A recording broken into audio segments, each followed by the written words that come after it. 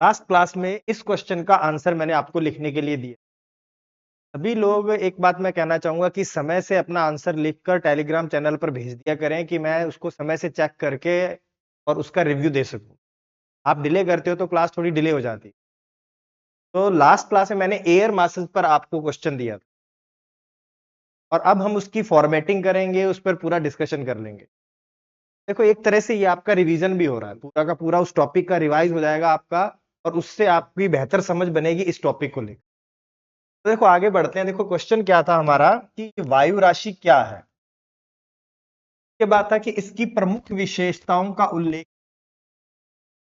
English में पढ़े तो what is an air mass, मतलब एयर मास क्या है, डिस्क्राइब। देखो ये क्या है, कह रहा है डिस्क्राइब, मतलब बहुत ज्यादा एक्सप्लेन नहीं करना, उसके बारे में हमें डिटेल में नहीं जाना है, कारणों के पीछे नहीं जाना है, जो जो इसकी विशेषताएं उनको पॉइंट वाइज हमें लिख देना है। ये अर्थ होता है डिस्क्राइब का।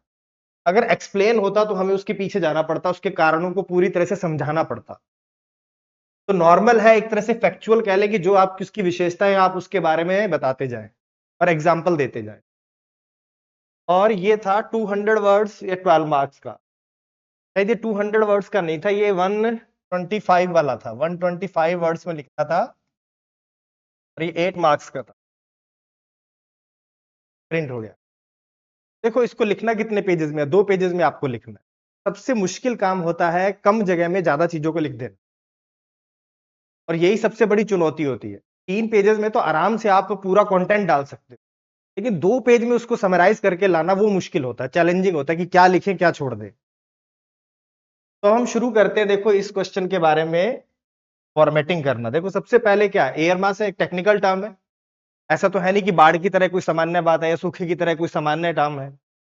हम शुरू कर सकते हैं वायु राशि की डेफिनेशन से। सबसे पहले हम इसका इंट्रो लिखेंगे, जैसे हम हमेशा से लिखते आए थे। सबसे पहला हमें लिखना है इसका इंट्रो, और इंट्रो हम लिखेंगे डेफिनेशन।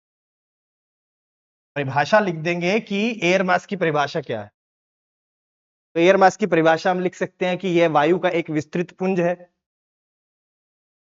जिसमें क्षैतिज तल में भौतिक जो विशेषताएं होती हैं, जैसे तापमान हुआ, आर्द्रता हुआ, घनत्व हुआ, वो समान पाई जाती हैं। अगर कुल मिला के अगर कहूं, समराइज करूं मैं इसको, तो ये एक विशाल वायु का पुंज है जिसमें क्षैतिज तल में भौतिक विशेषताएं या भौतिक गुण लगभग समान पाए जाते हैं। उसे कहते हैं हम एयर मास। तो हमने 2 लाइन में इसकी डेफिनेशन को लिख दिया। इसके बाद देखो, इसके बाद हम आएंगे मेन बॉडी में। अब मेन बॉडी को देखो, अब आपको लॉजिक लगाना होगा। अगर विशेषताओं के बारे में बात करोगे तो कुछ ही विशेषताएं आपके पास होंगी, लेकिन आपको लगभग 2 पेज भरने हैं इससे। तो अगर मैं विशेषताओं की बात करूं तो इन विशेषताओं को अभी हमें लॉजिक लगा के क्या करना होगा, निकालना होगा 1 बाय 1। अगर विशेषताओं में बेसिक सबसे पहली बात करें तो हम इसको देख लेंगे कि इसका विस्तार कितना होता है, कितने एरिया में ये फैली होती है, ऊंचाई कितनी है, लंबाई चौड़ाई कितनी है, उस पर बात कर सकते हैं।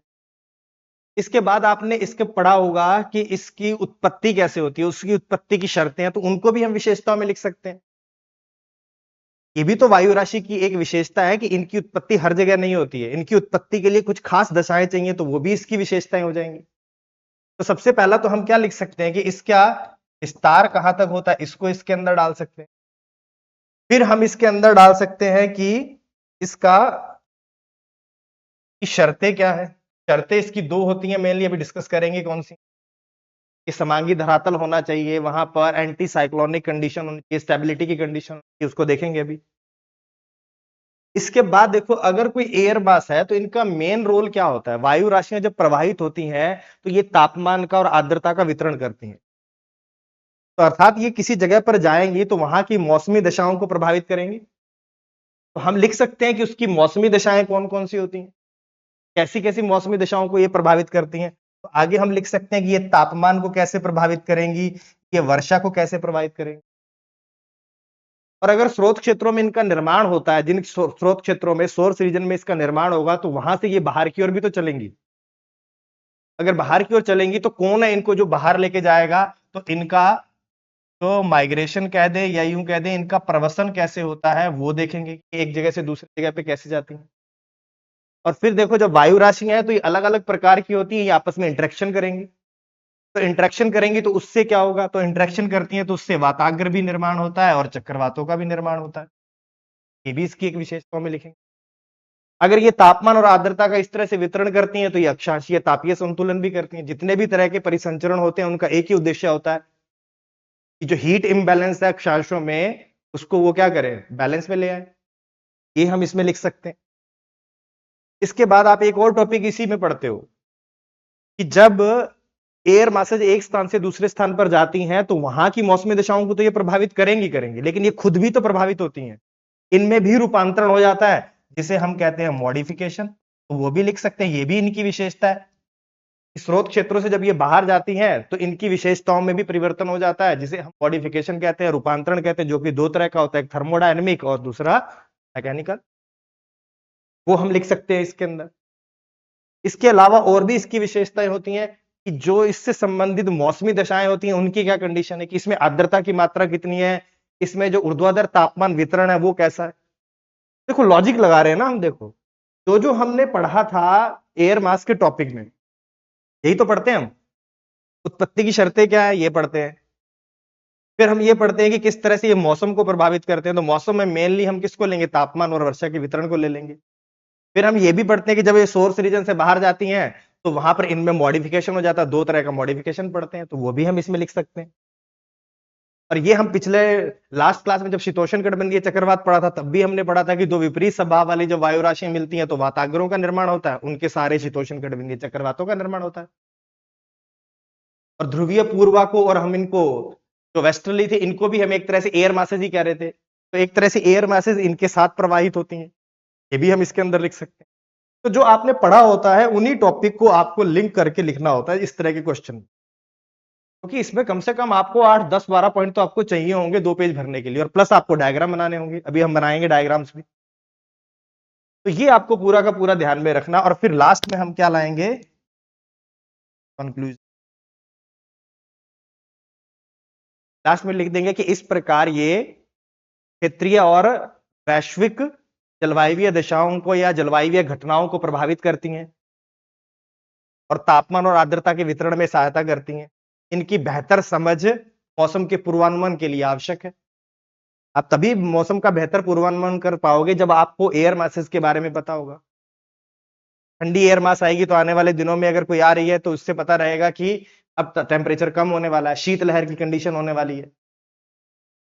अगर कोई शुष्क वायु आने वाली है, कॉन्टिनेंटल ट्रॉपिकल टाइप की एयर मासेस का प्रभाव होने वाला है, तो हो सकता है कि लू की कंडीशन हो जाए, तो आपको उसका मैनेजमेंट करना होगा। तो आपको मौसम के पूर्वानुमान हेतु आपको पहले इन एयर मासेस की बेहतर समझ बहुत ही जरूरी है। इससे हम इसको कंक्लूड कर देंगे। तो ये तो था पूरा का पूरा इसका एक तरह का सार। अब आते हैं हम इसके डिटेल में पूरे के पूरे कि कैसे इसको लिखना है। डायग्राम्स को भी अब हम यहां पर लिखेंगे। देखो अब आते हैं यहां पर शुरू से फिर से। तो मैंने सबसे पहले इसका क्या लिखा, इंट्रो लिखा। मैंने लिखा कि इंट्रो के अंदर कि ये क्या होते हैं, विस्तृत वायु के पुंज होते हैं। वायु के डेंस बॉडी ऑफ एयर कहते हैं जिसको। एक बहुत बड़ा वायु का एक पुंज है, एक मास है, जिसमें एक क्षैतिज तल में, जिसमें क्या होगा, क्षैतिज तल में भौतिक विशेषताएं, भौतिक गुण जैसे तापमान, ह्यूमिडिटी, आर्द्रता, डेंसिटी लगभग समान होते हैं।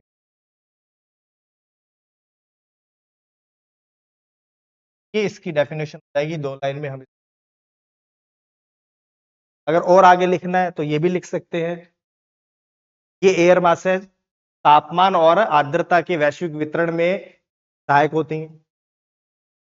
तो ये लिख देंगे तो ये आपका पूरा का पूरा इंट्रो कंप्लीट हो जाएगा। देखो बहुत ही 10% में लिखना होता है, 15 वर्ड्स में आपको लिखना होता है, तो ये कंप्लीट हो जाएगा इतने में। क्योंकि हमें ज्यादा से ज्यादा उसको बताना है एग्जामिनर को, हम विशेषताओं में चीजों को लेके जाएं।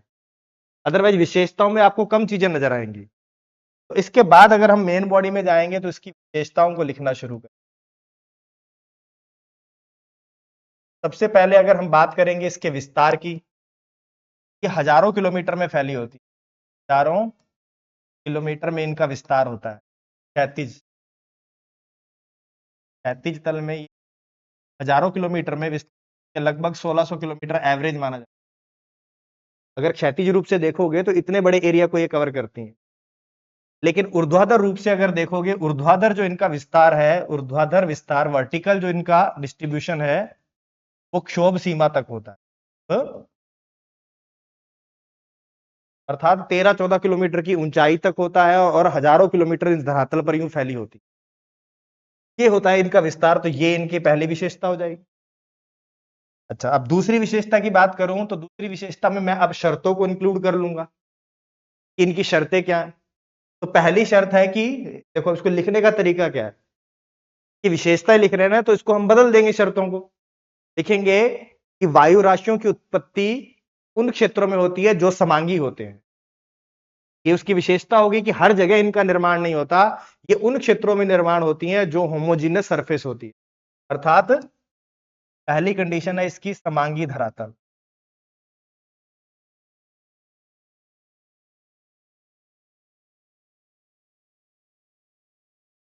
भी समझाता हूं ये क्यों होता है। और तीसरी चीज इसमें विशेषता में लिख देंगे कि इनका निर्माण उन क्षेत्रों में होता है जहां पर एंटी साइक्लोनिक कंडीशन हो या स्टेबिलिटी की कंडीशन हो, स्थायित्व की दशाएं हो। तो या तो लिख दें कैसी कंडीशन हो, एंटी साइक्लोनिक और स्टेबिलिटी की कंडीशन। मतलब ये हो गया प्रतिचक्रवातीय दशाएं, चक्रवातीय दशाएं हो, और इसे स्थायित्व की, स्टेबिलिटी की कंडीशन होनी। अब देखो, इसको डायग्राम से समझते हैं होता कैसे है। मान लो कि ये एक ऐसा एयर है, मान लो कि एक धरातल है और यहां पर आपका एक ओशन। हमने अभी पढ़ा कि जो एयर मास होती है उसमें क्षैतिज तल में जो तापमान होता है, आर्द्रता होती है, उसकी डेंसिटी होती है, वो लगभग समान होती है। मतलब हॉरिजॉन्टल यूं, अगर ये पूरी की पूरी यहां पर एक एयर मास हो, अगर मैं यूं बात करूं, ये पूरे के पूरे इलाके में एक एयर मास है यूं, इतने में, यहां पर ये जो होगा ये क्षैतिज तल में यूं लेयर्स मारोगे तो ये इस पूरी लेयर में यहां से लेकर यहां तक तापमान हो गया, ह्यूमिडिटी हो गया, ये डेंसिटी, ये लगभग समान होती है। वर्टिकल नहीं, हॉरिजॉन्टल, इस क्षैतिज तल में लगभग समान होती है। लेकिन ऊपर की ओर भी जाओगे तो भी बहुत ज्यादा अंतर नहीं होता, लेकिन अंतर होता है। लेकिन हॉरिजॉन्टली तो लगभग क्या होता है, समान होता है। अगर ये दशाएं देखो, ये प्राप्त कहां से करेगा, अपने सोर्स रीजन से। मान लो कि कोई एक क्षेत्र है, मान लिया कि मैंने ये एक क्षेत्र ले लिया, ये पूरा का पूरा लैंड सरफेस है, धरातल है, क्या टेरेस्ट्रियल रीजन है, धरातल है ये। तो मान लो कि यहां पर कोई वायु इस तरह से कांटेक्ट में है, ये मान लो कोई एयर है। अब जब ये वायु राशि इस धरातल के कांटेक्ट में है, तो जब ये काफी लंबे समय तक इस धरातल के संपर्क में रहेगी, तो इस धरातल के टेम्परेचर को ये ग्रहण कर लेगी। धीरे धीरे इसका भी वही टेम्परेचर होने लगेगा जो इस धरातल का है। तो धीरे धीरे इसने क्या किया, इस धरातल की विशेषताओं को ग्रहण कर लिया, और ये पूरी की पूरी, मान लो कि इसका टेम्परेचर कम था, तो इसका टेम्परेचर भी धीरे धीरे क्या हो जाएगा, कम हो जाएगा। तो इसने इस धरातल की विशेषताओं को ग्रहण कर लिया। और यहां पर देखो, ये पूरा का पूरा लैंड सरफेस है, वहां पर मॉइस्चर का कोई सोर्स नहीं है, यहां पर ओशन नहीं है, तो ये पूरी की पूरी जो एयर मास होगी वो कैसी होगी, ड्राई होगी, शुष्क होगी। तो हुआ क्या कि किसी क्षेत्र में मान लो कि कोई एयर मास है, कोई एक बहुत बड़ा एरिया में यूं एयर है, और वो लंबे समय तक यहां पर स्थिर रह जाए, कई दिनों तक यहां पर यूं स्टेबल कंडीशन में पड़ी रहे, तो वो धीरे धीरे इसकी विशेषताओं को ग्रहण कर लेगी। तो उसके लिए इस पूरे के पूरे एरिया का कैसा होना जरूरी है, होमोजीनस होना जरूरी है, ये पूरा का पूरा लैंड हो। तो ये पूरे के पूरे इस पूरी लेयर का टेम्परेचर एक होगा, इससे ऊपर वाले का T2 होगा, इससे ऊपर वाले का, इस तरह से टेम्परेचर पे चेंज होगा, लेकिन हॉरिजॉन्टल लेवल में लगभग टेम्परेचर समान रहता है। ये बात कहना चाहता। लेकिन अगर ऐसी कंडीशन हुई जहां पर एक तरफ तो लैंड है और दूसरी तरफ ओशन है, यहाँ पर एक तरफ पानी है और एक तरफ जो अगर मान लो इस पूरे इलाके में एयर मास हो, इस पूरे इलाके में एयर मास है यूं, तो इधर वाले का टेम्परेचर तो कम होगा, इधर वाले का टेम्परेचर ज्यादा होगा, कि लैंड बहुत तेजी से गर्म हो जाता है इनकी बात करें तो। और यहां पर जो मॉइस्चर का कंटेंट है वो भी क्या होगा, ज्यादा होगा। इसमें आर्द्रता ज्यादा है क्योंकि ये ओशन पर है, यहाँ पर इवेपोरेशन हो रहा है। तो अगर ये पूरा का पूरा होमोजेनियस नहीं है, हेट्रोजेनियस है, एक तरफ पानी है एक तरफ स्थलखंड है, तो कभी भी इसके क्षैतिज तल में इसकी भौतिक विशेषताएं कभी भी सिमिलर नहीं हो सकती, इसलिए इसका निर्माण होगा ही नहीं। तो कैसी कंडीशन होनी चाहिए? होमोजीनियस कंडीशन होनी चाहिए, धरातल होमोजीनियस हो, समांगी हो, या तो पूरा का पूरा लैंड हो या पूरा का पूरा क्या हो, ओशन हो, वहां पर इनका निर्माण हो। तो ये भी तो इसकी एक विशेषता है। दूसरी विशेषता मैंने बताई कि एंटी साइक्लोनिक कंडीशन होनी चाहिए। एंटी साइक्लोनिक का मतलब हवाएं बैठनी चाहिए वहां पर। मान लो कि ये लैंड है, अब यहां पर हवा इस तरह से क्या कर रही है, इस तरह से बैठेगी तो वो क्या करेगी, लैंड के कांटेक्ट में रहेगी। ये कंडीशन होती है एंटी साइक्लोनिक या प्रति चक्रवातीय दशा। प्रति चक्रवातीय दशा, एंटी साइक्लोनिक, और इसे बोलते हैं स्थायित्व की कंडीशन, स्टेबिलिटी कंडीशन। तो अब ये इस तरह से होंगी तो ये इसके टच में रहेगी अर्थ के, तो ये इसकी विशेषताओं को ग्रहण कर लेगी। साइक्लोनिक कंडीशन में इसका निर्माण नहीं होगा, इंस्टेबिलिटी की कंडीशन में इसका निर्माण है। तो ये जो हमने यहां पर लिखा इस जगह पर, यहां पर ये दूसरे वाला पॉइंट जो हमारा था, तो यहां पर ये 2 पॉइंट लिखेंगे और इनके बराबर में हम क्या करेंगे, यहां पर एक इसका बढ़िया सा एक छोटा सा डायग्राम बना देंगे, छोटे छोटे डायग्राम साइड में करके यहां पर एक डायग्राम क्रिएट कर देंगे। ये लिख बनाया धरातल, तो यहां पर लिख देंगे तल, और ब्रैकेट में लिख लेंगे समांगी, समांगी धरातल है। और फिर क्या करो, ऊपर से इस तरह से को ऐसे बता देंगे, तरफ आ रही है हम।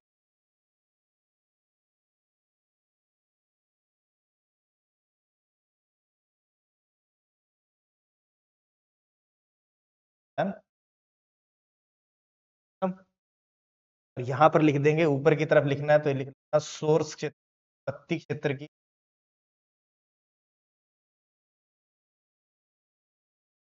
एक तो हो गया एंटी क्लाइन, क्या हो गया एंटी साइक्लोनिक, और दूसरा हो गया धरातल कैसा होना चाहिए, समांगी। तो ये बिल्कुल साथ में एक डायग्राम बन जाए। ये कंडीशन यहां बन गई। देखो क्रिएट आपको डायग्राम खुद करने पड़ेंगे वहां पर। तो मैंने बताया था पहले कि एक पेज एक डायग्राम होना चाहिए। अब तो ये हो गए, अभी तक 3 पॉइंट हो गए। अब अगर बात करें इसके बाद चौथे पॉइंट की, तो चौथा पॉइंट ये भी लिख सकते हैं कि ये क्या कर सकते हैं, ये अक्षांशीय तापीय संतुलन में सहायक होते हैं। अक्षांशीय तापीय संतुलन में तरीके क्षेत्र या यूं को ट्रॉपिकल एरियाज की एक्सेस हीट को, जो अतिरिक्त हीट है उसको ध्रुवों की ओर लेके जाते हैं। इस तरह से अक्षांशीय तापीय संतुलन बना रहता है। पोल हैं बहुत ज्यादा ठंडे नहीं होंगे और ट्रॉपिकल रीजन बहुत ज्यादा गर्म नहीं होंगे, तो ये एक्सचेंज में मदद करते हैं। ये तो बेसिक सी चीज हो गई। अब देखो इसके बाद इनकी विशेषताएं क्या है। अगर मैं इसकी 5वीं विशेषता की बात करूं, अक्षांशीय तापीय संतुलन हो गया। अब ये प्रवाहित कैसे होती हैं, सोर्स रीजन में बन गया। अब सोर्स रीजन से ये बाहर कैसे जाएंगे, ये भी हम लिख सकते हैं। तो लिख सकते हैं कि ये क्या हो सकते हैं, ये प्रचलित पवनें, जो प्रचलित पवनों का एक महत्वपूर्ण एवं अभिन्न अंग है। अभिन्न अंग है, उसका एक महत्वपूर्ण पार्ट है। और उनके साथ साथ स्रोत क्षेत्रों से बाहर की ओर प्रवाहित होती हैं। बाहर और प्रवाहित होती, ये एक पॉइंट लिख सकते हैं। लेकिन अगर पूरा लिखना हो तो इसके साथ ये भी लिख सकते हैं कि प्रेशर ग्रेडियंट, वायुदाब प्रवणता और जेट स्ट्रीम का भी इसमें रोल होता है। कई बार ये भी इसको अपने साथ ले जाते हैं। तो लेकिन मेनली हम प्रचलित पवनों पर लिख सकते हैं कि प्रचलित पवनों का ये एक पार्ट है, उन्हीं का एक हिस्सा, और उनके साथ ये सोर्स रीजन से बाहर की ओर प्रवाहित अक्षांशीय तापीय संतुलन भी लिख। अब हम बात करते हैं, देखो कि ये मौसम को कैसे प्रभावित करते हैं। तो कहीं भी जाएंगे वहां के मौसम को परिवर्तित करेंगे। तो मौसम के 2 पार्ट होते हैं, एक वर्षा होती है और दूसरा होता है टेम्परेचर। तो हम लिख सकते हैं इसको पार्ट में, कल में, ये आर्द्रता को महासागरों से महाद्वीपों की ओर लेके आती है। हाँ मैं लिख सकता, आर्द्रता का, मॉइस्चर का महासागरों से महाद्वीप परिवहन करती हैं, स्थानांतरित। या लिख सकते हैं कि ये वर्षण में सहायक होती है, प्रेसिपिटेशन वर्षण होता है यहाँ पर, ये लिख सकते हैं हम। ये भी एक इसका एक पार्ट है। तो अब देखो इसके साथ साथ क्या करना है, यहाँ पर हम क्या कर सकते हैं, यहाँ पर हम एग्जाम्पल दे सकते हैं, केस स्टडी दे सकते हैं। तो कौन सी ऐसी वायु राशियां हैं जो वर्षण में सहायक है, ये आपने पढ़ा होगा। देखो जो आपने पढ़ा था वहां पर विभिन्न टाइप के वायु राशियां आपने पढ़ा होगा, maritime tropical, continental tropical, maritime polar, continental polar, तो उन सबका आप यहाँ रोल करेंगे। देखो अब क्या करूं मैं, यहां पर बना सकता हूं, जैसे ये एग्जाम्पल दे सकते हैं, एग्जाम्पल लगा के इंडिया का यूं बना दो, यूं इंडिया बनाया, और यहां से जो भारत का दक्षिणी पश्चिमी आता है यूं, ये क्या है, मैरीटाइम ट्रॉपिकल, एमटी, महासागरीय, उष्णकटिबंधीय महासागरीय वायु राशियां हैं जो भारत में यहाँ पहुंचती हैं, यहाँ पर क्या करती हैं, रेनफॉल करती हैं। देखो तो यहाँ पर उन्होंने मॉइस्चर का स्थानांतरण किया, कहां पर, कॉन्टिनेंट पर या लैंड पर, ये एग्जाम्पल दे सकते हैं। इसके अलावा चाहो तो आप नॉर्थ अमेरिका का एग्जाम्पल दे सकते हो कि वहां पर एमटी जो वायु राशियां हैं वो वर्षा का कारण बनती हैं। यहां पर देखो, अगर यहां नॉर्थ अमेरिका की बात करोगे तो इस तरह से यूं बना सकते, तो यहां पर एमटी वायु राशियां होती हैं, ये ऊपर जाएंगी तो वर्षा करेंगी, इस क्षेत्र में भी एमटी होती हैं, ये भी इधर जाएंगी तो, ये एग्जाम्पल भी दे सकते थे। और ये भारत के संदर्भ में ये सबसे बेस्ट है कि दक्षिणी पश्चिमी मानसून जो है वो एक तरह का क्या, साउथ वेस्ट मानसून एक तरह का एमटी एयर मासेस है। ये एग्जाम्पल हो गया, आपने एक पर पॉइंट लिखा, उसको नीचे प्रूव करने के लिए एक डायग्राम बना दिया, डायग्राम तो हमें बनाने ही बनाने हैं, भी हो गया। इसके बाद अगर मैं बात करूं तो इसके बाद हम तापमान की भी बात कर सकते हैं। ये तापमान का रूपांतरण करते हैं, तापमान को प्रभावित करते हैं। अब कैसे करती हैं तापमान को प्रभावित, तापमान को प्रभावित कैसे कर सकती हैं, ये शीतलहर उत्पन्न कर सकती हैं। लहर, शीतलहर कौन सी करेंगी, जो कॉन्टिनेंटल पोलर होंगी, तो कब करेंगी, ये विंटर्स में, कब होंगी, ये विंटर्स में। और इसका आप एग्जाम्पल यहाँ यूं बना सकते हो, नॉर्थ अमेरिका क्लास में भी बनाया था। यहां से कौन सी आती है, कॉन्टिनेंटल पोलर आती है। कॉन्टिनेंटल पोलर मतलब महाद्वीपीय ध्रुवीय वायु राशियां, और जब ये नीचे की ओर आएंगी तो यहाँ पर टेम्परेचर को कम कर देंगी और शीतलहर की कंडीशन पैदा कर देंगी। ये कब की बात है, यहाँ पर शीतलहर लिख सकते हो कि ये करेंगी शीतलहर, ब्रैकेट में लिख देना ये ग्रीष्म ऋतु शीतलहर उत्पन्न। लेकिन अगर ये क्या करोगे, हीट वेव को भी तो कम करेंगी, अगर कब, ये हीट वेव को कम करेंगी, हीट वेव को रिड्यूस कर देंगी। ये करेंगी कब, कब ये होगी समर्स में। अब जब ये समर्स में आएंगी तो ये टेम्परेचर को कम करेंगी लेकिन हीट वेव को कम कर देंगी, या लिख सकते हैं कि वेव को कम करती है लेकिन करेंगी कब, ग्रीष्म ऋतु। तो आपने एग्जाम्पल बना दिए, एक डायग्राम बना दिया बगल में, किस तरह से प्रभावित करती। इसके साथ साथ आप लिख ये भी सकते हो कि ग्रीष्म हीट वेव को बढ़ाती भी है, टेम्परेचर को इंक्रीज भी करती हैं, जैसे कॉन्टिनेंटल ट्रॉपिकल। कॉन्टिनेंटल ट्रॉपिकल मतलब जो कॉन्टिनेंट्स पे बनी है और उष्णकटिबंधीय क्षेत्रों में बनी है, तो उसका एग्जाम्पल भी यहां से ले सकते हैं कि कॉन्टिनेंटल ट्रॉपिकल यहां बनती है सीटी, और ये जब ऊपर जाएगी तो टेम्परेचर को बढ़ा देगी। इसका अलग से वहां डायग्राम बना सकते हो, या अलग अलग पेन से करके वहीं पर ये काम में आ जाएगा, अलग कलर के रंग से यहां बना सकते हैं। तो कॉन्टिनेंटल पोलर का एग्जाम्पल लोगे, कॉन्टिनेंटल ट्रॉपिकल का लोगे, तो एक टेम्परेचर कम करती है, एक टेम्परेचर को बढ़ाती है। तो आपने टेम्परेचर पर भी लिख दिया, उसके एग्जाम्पल को भी लिख दिया, ये तो हमें लिखना था। वो विशेषताएं पूछ रहा है, तो ये विशेषताएं तो है, कहीं जाएंगी वहां के तापमान को ये प्रभावित करेंगे, वहां पर ये मॉइस्चर के कंटेंट को प्रभावित करेंगे। इसके बाद देखो अगला टॉपिक हमने पढ़ा था कौन सा, वाताग्रों वाला, टेम्परेट साइक्लोन वाला। तो आप ये भी लिख सकते हो कि जब विपरीत वायु राशियां या विपरीत स्वभाव वाली वायु राशियां अभिसरित के सहारे किसका निर्माण होता है, वाताग्र और फ्रंट्स का निर्माण होता है, और वाताग्र के सहारे किसका निर्माण होगा, शीतोष्णकटिबंधीय चक्रवातों का, या चक्रवातों का निर्माण। इस प्रकार ये चक्रवातों के निर्माण में भी और इसके लिए आप एग्जाम्पल बना सकते हो ये वाला यूं,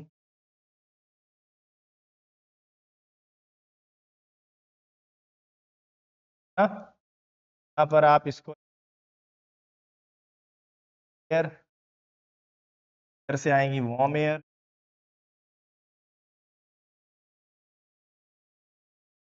ये बन जाएगा वार्म फ्रंट,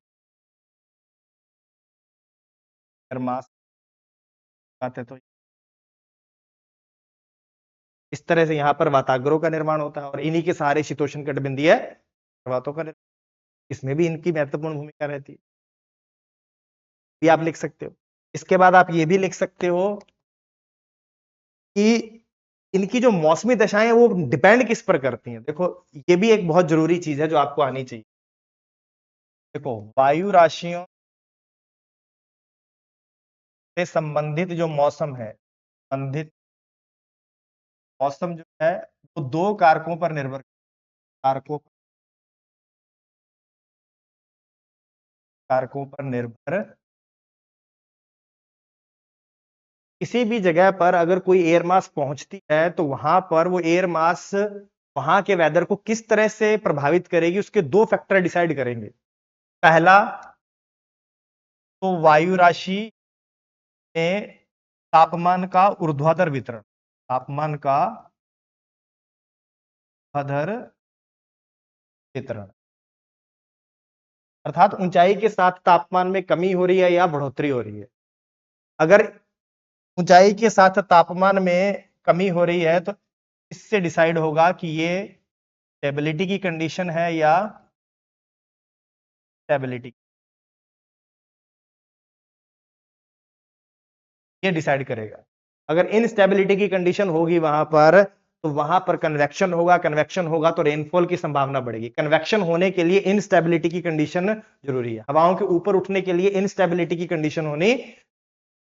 दूसरा, उस एयर मास में मॉइस्चर का कंटेंट कितना है, आर्द्रता की मात्रा, आर्द्रता की मात्रा कितनी है, और आर्द्रता की मात्रा डिसाइड करेगी कि उसमें संघनन का रूप क्या होगा, किस फॉर्म में संघनन होगा और संघनन की गहनता क्या होगी, कितना संघनन हो पाएगा और संघनन किस रूप में होगा, यह डिसाइड करेगा कि उसके अंदर आर्द्रता की मात्रा कितनी है। तो ये दो चीजें हैं, कहीं पर अगर कोई एयर मास पहुंची और उसमें आर्द्रता की मात्रा ही बहुत कम है तो डिसाइड होगा कि वहां पर वर्षा होगी या नहीं होगी। अगर आर्द्रता बहुत कम है तो वर्षा नहीं होगी। तो ये डिसाइड करेगा कि उसमें आर्द्रता की मात्रा कितनी है। दूसरा, उसमें वायु राशि का तापमान का ऊर्ध्वाधर वितरण, अगर किसी क्षेत्र में वहां पहुंचती है और वायु बहुत स्टेबल है तो कुछ भी नहीं हो पाएगा। अगर वहां उस एयर मास में वहां पर इनस्टेबिलिटी की कंडीशन उत्पन्न होगी तभी हवाएं ऊपर उठ पाएंगी, बादल बनेंगे और वर्षा होगी। अगर इनस्टेबिलिटी की कंडीशन नहीं होगी, स्टेबिलिटी की कंडीशन होगी तो फॉग का निर्माण हो जाएगा, हवाएं ऊपर उठेंगी नहीं। अगर धरातल ठंडा है तो उसके ऊपर एयर मास गई तो वो ठंडी हो जाएगी, फॉग का फॉर्मेशन हो जाएगा। तो डिपेंड करता है, अगर उसमें मॉइस्चर है और धरातल ठंडा है तो पता लगेगा स्टेबिलिटी है या इनस्टेबिलिटी है, वो डिसाइड करेगी कि वहां पर संघनन किस रूप में होगा या संघनन होगा भी या नहीं होगा।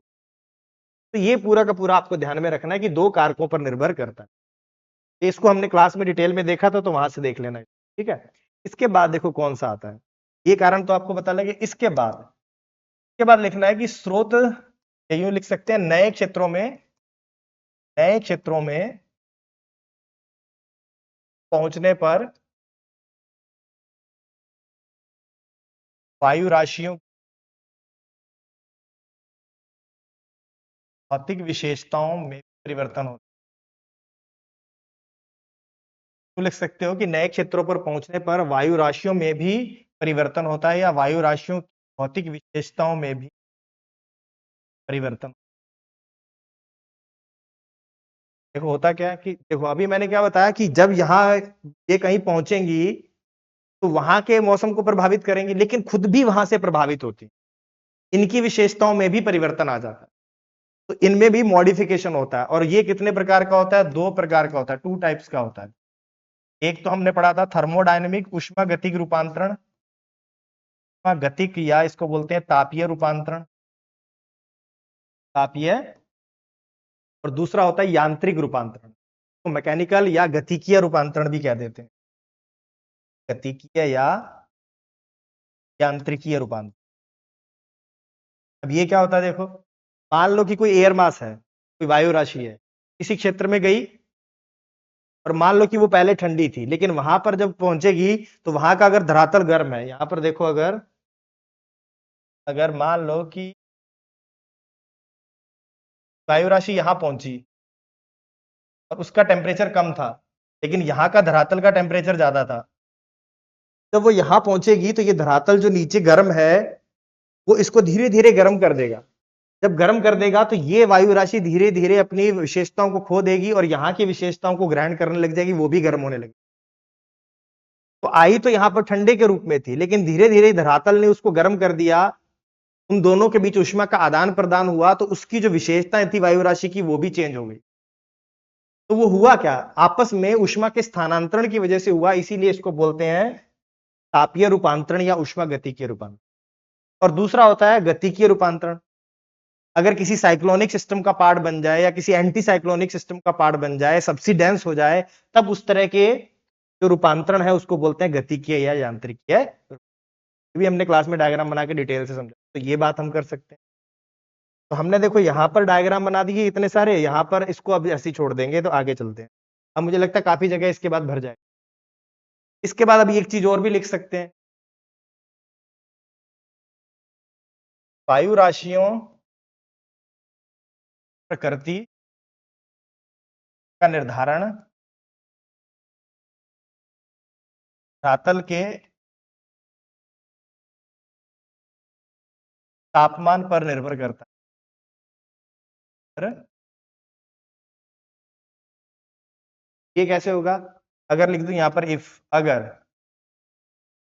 वायु राशि का तापमान, वायु राशि का टेम्परेचर क्या है, ज्यादा है, और धरातल का टेम्परेचर कम है, तो ये वायु राशि किस रूप में होगी, ये गर्म वायु राशि के रूप में वहां पहुंचेगी। और अगर इसको बोलेंगे, इसको गर्म वायु राशि में, तो वार्म एयर मास बोलेंगे। अगर वायु राशि का टेम्परेचर कम है और धरातल का टेम्परेचर ज्यादा है, तो ये कैसे रूप में पहुंचेगी, वहां पर ठंडी वायु राशि के रूप में पहुंचेगी, इसे बोलते हैं कैल्ट। तो इसको भी लिख सकते हैं कि वायु राशियों की प्रकृति का निर्धारण धरातल के तापमान पर भी निर्भर करता है, कि किसी क्षेत्र में पहुंचने वाली वायु राशि गर्म होगी या ठंडी होगी, ये डिपेंड करता है कि जिस क्षेत्र में वो पहुंची है वहां का तापमान क्या है। वायु राशि अपने आप में ना तो गर्म है ना अपने आप में ठंडी है, डिपेंड करता है कि वो जिस क्षेत्र में पहुंचेगी वहां का तापमान क्या है। तो ये भी आप इसके अंदर लिख सकते थे, नहीं भी लिखोगे तो जितना हमने पहले लिख दिया मोर देन इनफ है, बहुत सारे पॉइंट 9-10 पॉइंट हमने लिख, साथ में उसके डायग्राम बन जाए। तो ये इतनी सारी बातें आपको लिखनी थी। अगर हम उसको वापस से समराइज कर दें पूरे के पूरे क्षेत्र में, तो अगर सबसे पहले था देखो टेम्परेचर, से पहले हमने लिखा था एयर मास की डेफिनेशन, एयर मास की हमने इसके इंट्रो में लिख दिया। के बाद जब विशेषताएं शुरू करी तो सबसे पहले हमने इसके बारे में किया कि इसका विस्तार कितना है, फिर हमने लिखी इस शर्तें कितनी है, वो दो तरह की थी। एक तो उसकी शर्त थी कि वो कैसा धरातल होना चाहिए, समांगी धरातल होना चाहिए, और दूसरा लिखा था कि यहाँ पर स्थायित्व की या एंटी साइक्लोनिक प्रति चक्रवातीय दशाएं की बात कर ली थी।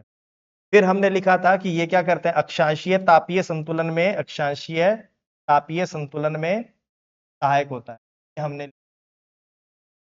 इसके बाद हमने लिखा था कि हम धीरे धीरे ये अपने सोर्स रीजन से बाहर वाले क्षेत्र की ओर कैसे प्रवाहित होती हैं, तो हमने लिख दिया कि ये प्रिवेलिंग विंड के साथ, प्रचलित पवनों के साथ बाहर और प्रवाहित होती हैं अपने स्रोत क्षेत्र के साथ, और ये प्रिवेलिंग विंड का ही एक महत्वपूर्ण भाग है। इसके साथ साथ प्रेशर ग्रेडियंट और जेट स्ट्रीम भी इसको एक स्थान से दूसरे स्थान तक ले जाने में मदद करती है, ये लिख दिया। इसके बाद हमने लिखा था कि मौसम पर प्रभाव है, तो उसको हम बांट लेते हैं। तो हमने लिखा सबसे पहले कि ये वर्षण को प्रभावित करता है, या यूं कहें कि ये मॉइस्चर को महासागरों से कहां लेकर जाता है, महाद्वीपों की ओर लेकर जाता है, ये बात कर ली। फिर हमने इसका एग्जाम्पल दे दिया था एमटी वाला, मानसून का डायग्राम बना दिया। फिर हम आए कि तापमान को कैसे प्रभावित करता है, तो डिपेंड करता है कि एयर मास कैसी और किस क्षेत्र में जा रही है। तो ये शीतलहर भी पैदा कर सकते हैं, हीट वेव के प्रभाव को कम भी कर सकते हैं, हीट वेव को बढ़ा भी सकते हैं, उनके सबके हमने एग्जाम्पल लिए। कॉन्टिनेंटल पोलर का लिया, कॉन्टिनेंटल ट्रॉपिकल का लिया, उससे बताया कि ये शीतलहर को बढ़ा भी सकते हैं, कम भी कर सकते हैं, इस तरह से। ठीक है, ये बात हमने कर ली। इसके बाद हमने बताया था कि ये वाताग्रों का निर्माण करते हैं और इसके सहारे क्या होगा, चक्रवातों का निर्माण होता है, ये बात कर ली। फिर हमने लिखा कि देखो इस प्रकार से ये मौसम को प्रभावित तो करते हैं, लेकिन इनकी जो मौसमी दशाएं वो डिपेंड किस पर करती हैं? डिपेंड करती हैं कि इसके अंदर ऊर्ध्वाधर तापमान किस प्रकार परिवर्तित हो रहा है, ऊर्ध्वाधर तापमान परिवर्तन किस तरह से हो रहा है, इस पे डिपेंड करता है। ये बात हमने कर लिया था। और दूसरा लिखा था कि उसके अंदर आर्द्रता की मात्रा कितनी है, ये डिसाइड करेगा कि उसमें कितना कंडेंसेशन होगा और उसकी इंटेंसिटी क्या होगी। ये बातें सब हमने कर ली थी और फिर लास्ट में हमने लिख दिया था कि उसकी प्रकृति कैसे होगी। अगर ये क्या है, धरातल की तुलना में गर्म है तो गर्म हो जाएगी, अगर ठंडी है तो डिपेंड करेगा कि जिस क्षेत्र में जा रही है वहां का टेम्परेचर क्या है। इतनी सारी बातें हमने कर ली तो ये लगभग आपके पॉइंट्स क्या हो जाएंगे, कंप्लीट हो जाएंगे। फिर हम आएंगे किस पर, निष्कर्ष पे। तो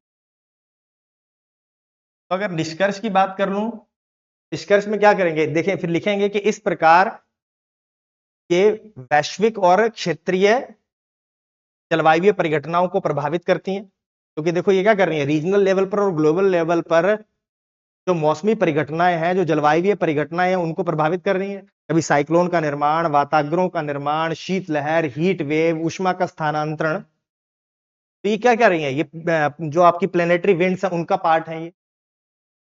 तो हो क्या रहा है कि पूरे के पूरे ये ग्लोबल और रीजनल लेवल पर और स्थानीय को तो प्रभावित करती करती है। तो इस प्रकार लिख सकते हैं, इस प्रकार ये क्षेत्रीय और वैश्विक मौसमी परिघटनाओं को प्रभावित करती हैं और साथ ही साथ ये अक्षांशीय तापीय संतुलन को बनाए रखने में, आर्द्रता के स्थानांतरण में सहायक, मौसम में पूर्वानुमान के लिए या किसी क्षेत्र के मौसम के पूर्वानुमान के लिए इनकी बेहतर समझ होना आवश्यक। ये इसका आपका क्या हो जाएगा, हो जाएगा।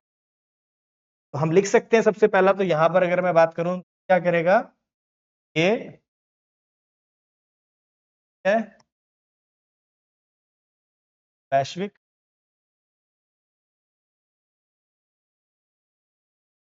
मौसमी परिघटनाओं को, जलवायु परिघटनाओं को प्रभावित करता है, को प्रभावित। दूसरा, तापमान एवं आर्द्रता के वितरण को प्रभावित करता है। और तीसरा लिख सकते हैं इसके अंदर कि मौसम पूर्वानुमान हेतु मौसम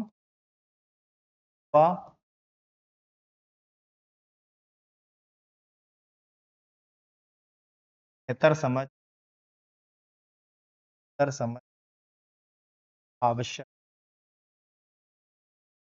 अभी तो आप वेदर की प्रेडिक्शन कर पाओगे जब इनको आप समझ पाओगे कि इस तरह की एयर मास के साथ किस तरह का मौसम जुड़ा हुआ है, किस तरह की मौसमी परिघटनाएं जुड़ी हुई हैं।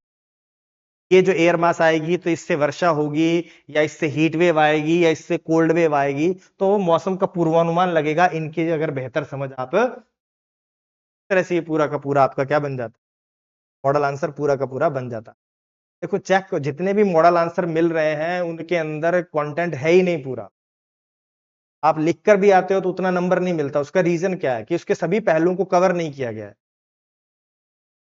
अगर आप चाहो तो यहां पर इनके प्रकारों को भी ऐड कर सकते तो वो बढ़ जाएगा, लेकिन उसके प्रकारों को भी इसके अंदर टाइप कर सकते थे कि इसके क्या कर सकते हो आप, उत्पत्ति क्षेत्र एवं धरातल की प्रकृति के आधार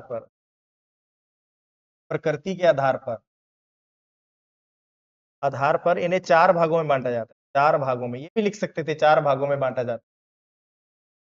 इसको बताने के लिए आपको कुछ नहीं करना था, आपको सिर्फ और सिर्फ एक डायग्राम बनाना था, उसमें इसको मार्क कर देते और ये काम खत्म। नॉर्थ अमेरिका का मैप बनाओ और यहां पर ये सारा का काम फिर कंप्लीट।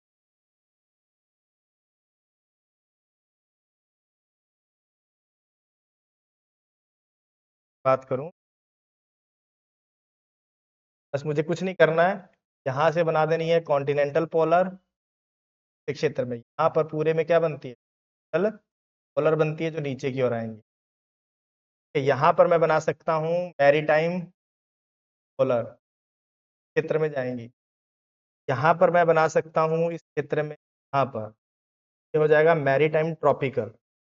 यहाँ पर भी बनेंगी मैरीटाइम ट्रॉपिकल, ये प्रवाहित होंगी अंदर की और ये यहाँ इस,